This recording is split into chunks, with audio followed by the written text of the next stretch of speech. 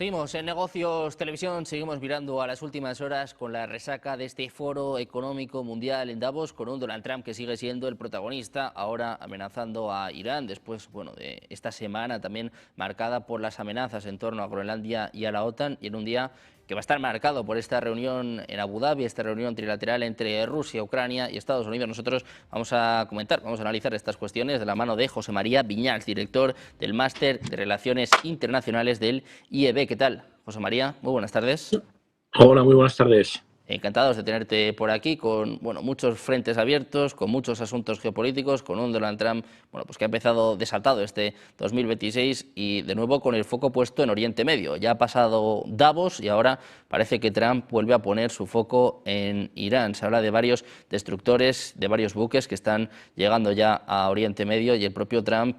también hablaba en este sentido en las últimas horas, ¿no? Dice que hay una armada increíble que está acercándose a Irán por si acaso. Te quiero preguntar por esto, José María, ¿qué crees que va a pasar en Oriente Medio y también qué quiere decir Trump pues con esta nueva amenaza velada? Sí, es una táctica parecida a la de Venezuela, de concentración de recursos, en este caso, en la zona del Golfo Pérsico,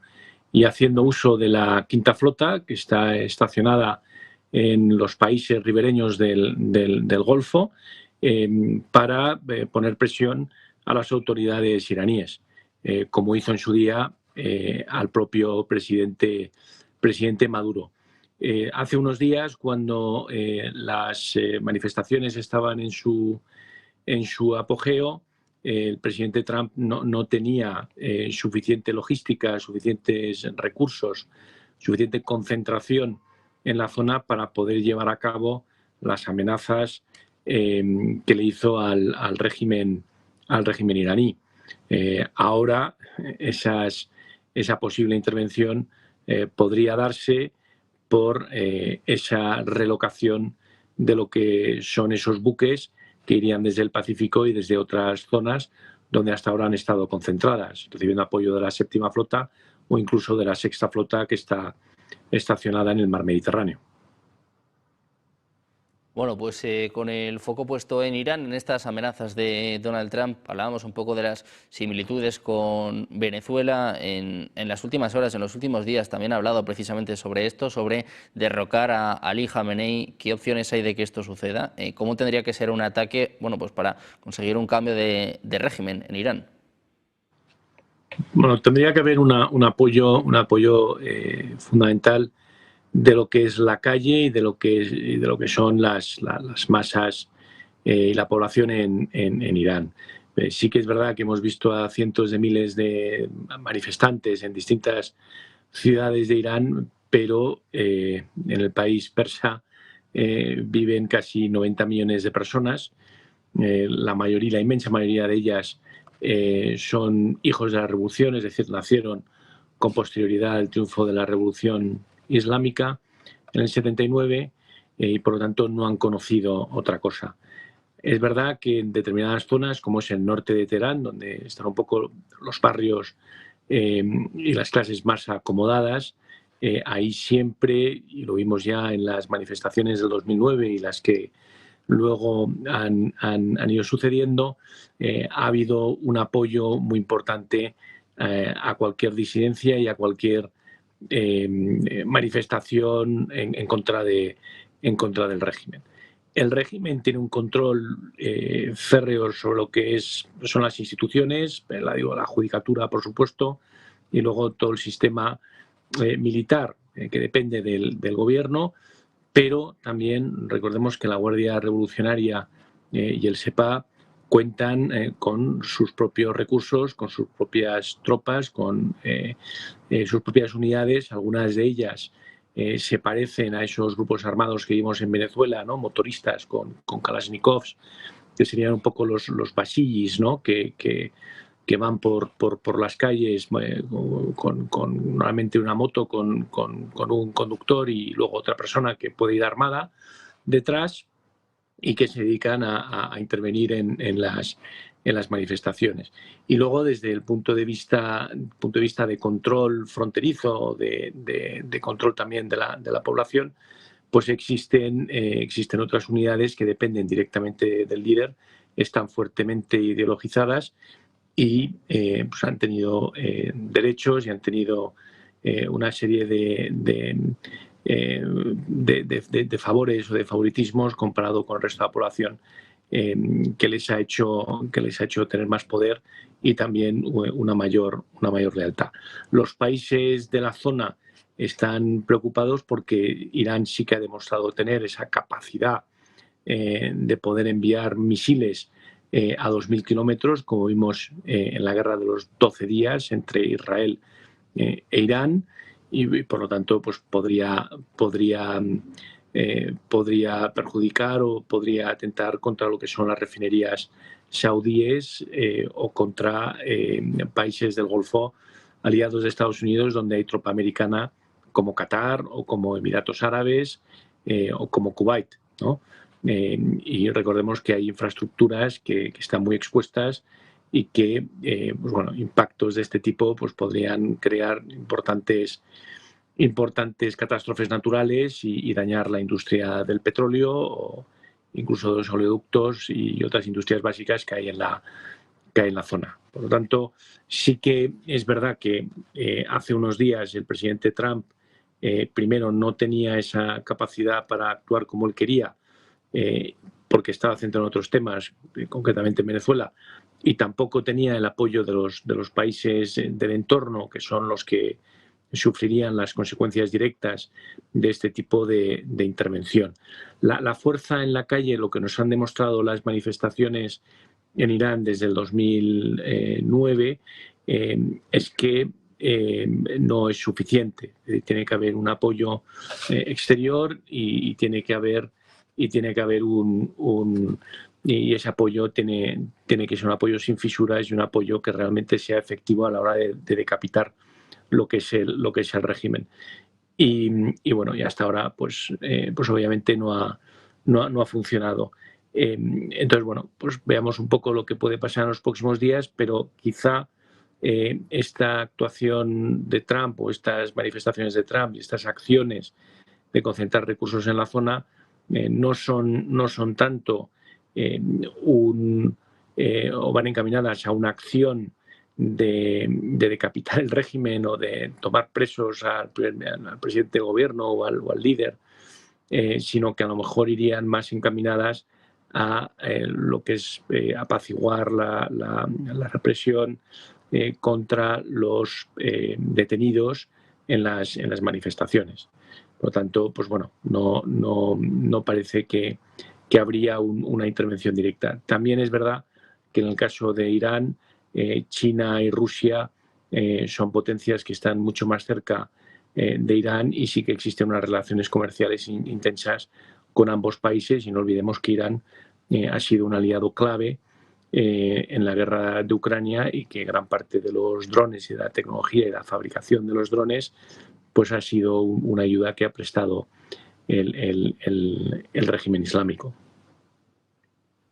Bueno, pues pendientes de lo que suceda con Irán y mirando estas tensiones en Oriente Medio, hoy el foco está puesto también en Abu Dhabi, en estas reuniones trilaterales entre Rusia, Ucrania y Estados Unidos, es decir, la primera vez que Rusia y Ucrania se sientan en la misma mesa en prácticamente 4 años de guerra. Se habla sobre todo de qué va a pasar con el Donbass, de estas concesiones territoriales. José María, ¿eres optimista en torno a esta negociación, este nuevo paso? Sí, las negociaciones entre rusos y ucranianos se han venido sucediendo de forma directa e indirecta. No olvidemos esas reuniones que hubo en Estambul o en Suiza o en Qatar, pero sí que es verdad que ahora van escalando a los niveles donde se toman las decisiones. No obstante, la postura rusa parece completamente coherente, consistente, firme con lo que han venido defendiendo en los últimos 4 años. Y la reivindicación territorial del Donbass, que incluye toda la región de Luhansk y que ya controlan, pero también la región de Donetsk, donde hay un 30% del territorio de esta provincia o de este oblast que sigue controlando Ucrania y donde están las defensas más trabajadas, más importantes de Ucrania en el este, pues siguen estando bajo control ucraniano y en principio Rusia las quiere, pero Ucrania no las quiere ceder. Yo entiendo que Ucrania estaría dispuesta a pactar una paz siempre y cuando ese territorio siguiera siendo ucraniano y por otro lado se retiraran las tropas rusas de los oblasts ucranianos, ¿no? Aunque hubiera un control por parte de Rusia. La constitución ucraniana no le permite a Zelensky negociar ni ceder soberanía sobre el territorio que era Ucrania o que estaba bajo el control de Ucrania en el 2000, antes del 2022, y por lo tanto esto sería un importante varapalo desde el punto de vista de la opinión pública y tendría que hacer cambios importantes y posiblemente tendría que pasar por las urnas.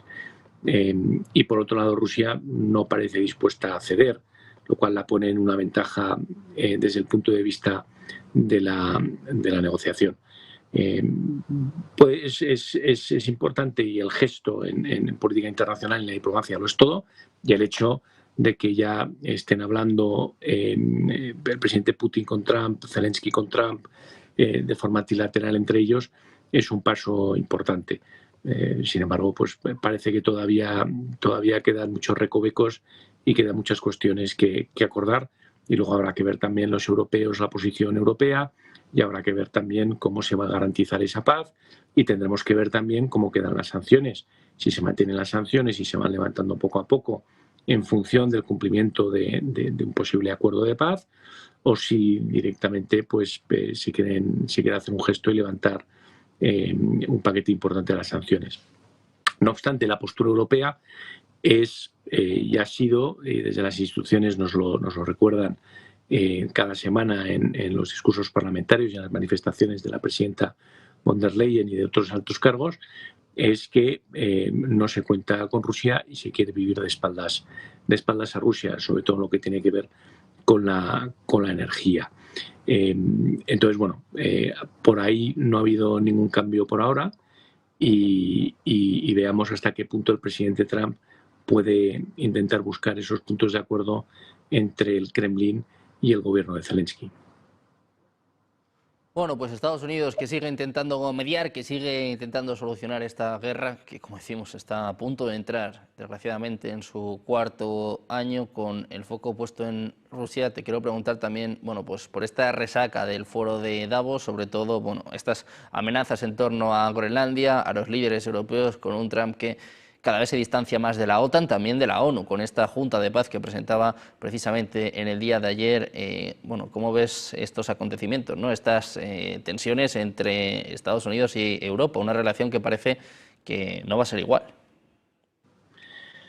Bueno, las manifestaciones de los líderes europeos, sobre todo de Macron, los países escandinavos,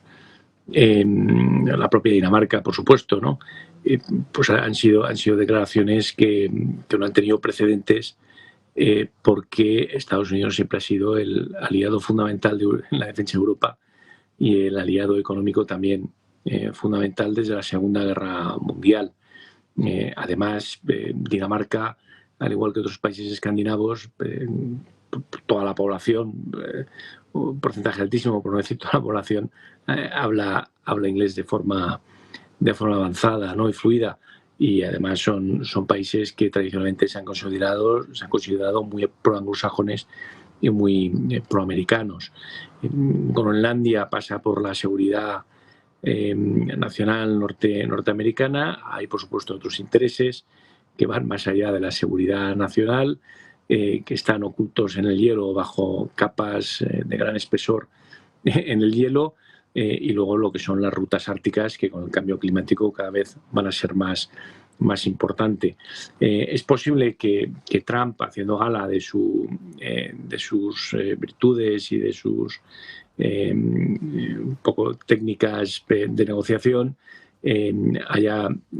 amenazado con pedir toda la isla para Estados Unidos y, sin embargo, se conforme con un acuerdo en el que partes de la isla pues estén bajo un control directo norteamericano, las bases se puedan expandir y le den un poco el derecho de explotar determinadas zonas. Entonces, bueno, habrá que ver cuál era el objetivo inicial del presidente Trump y hasta qué punto ha habido pues estas técnicas para poder negociar ese resultado, que pasan por pues bueno, pedirlo todo, o que pasan por poner a Europa en una situación complicada. Sí que es verdad que los mercados, sobre todo el lunes, no respondieron bien. Sí que es verdad que países europeos de la influencia de Francia fueron muy claros y además amenazaron con el bazooka europeo comercial, que es el de activar el mecanismo anticoerción, que limitaría las inversiones norteamericanas en Europa y nos llevaría inevitablemente a una guerra comercial con Estados Unidos. Entonces, es posible que el presidente Trump, ante la reacción de los mercados y ante la reacción inesperada por él de los europeos y de la unión de los europeos con este tema, decidiera suavizar el mensaje, descartando la opción de hacerse con Groenlandia por la fuerza, y por otro lado, pues hablar de un acuerdo, empezar a hablar de precios, empezar a hablar de compras y pues bueno, bajan un poco el nivel o los decibelios del tipo de debate y manifestaciones, ¿no? Es posible que todo esto haya tenido un impacto. Y por otro lado, con respecto a las Naciones Unidas que comentabas, no solamente lo que es esta nueva iniciativa de Trump, ¿no?, que es un organismo paralelo, ¿no?, y ha reconocido por algunos países, es un organismo paralelo a lo que sería una de las funciones de las Naciones Unidas, ¿no?, que es preservar y velar por la paz. También nos demuestra que el foro de Davos casi se le ha dado más importancia por parte de la administración norteamericana, y por las declaraciones, el tipo de declaraciones y el tipo de reuniones, de decisiones que se han ido manteniendo, que la propia Asamblea General de las Naciones Unidas, ¿no? Luego, bueno, estamos ante un cambio geopolítico que venimos viviendo desde hace ya varios meses, y yo creo que este es un paso más a reivindicar que las antiguas estructuras y las estructuras nacidas de esos acuerdos de Bretton Woods y del fin de la Segunda Guerra Mundial, pues están quedando un poco al margen, porque Estados Unidos, que siempre ha sido el gran valedor de estas instituciones, pues las está dejando de lado y está buscando otro tipo de vías y de canales para resolver sus problemas y los problemas de terceros. Y curiosamente China es quien quien un poco reivindica el derecho internacional y todos esos acuerdos y esas instituciones, donde cada vez ha ido tomando más peso para descontento de Estados Unidos. Bueno, pues un momento importante para Europa, con un Donald Trump, bueno, pues que está cambiando el orden mundial y que, bueno, también está cambiando en este caso la relación con Europa. José María, muchísimas gracias por estar con nosotros. Un placer contar contigo por aquí. Muchísimas gracias. Buena tarde y buen negocio.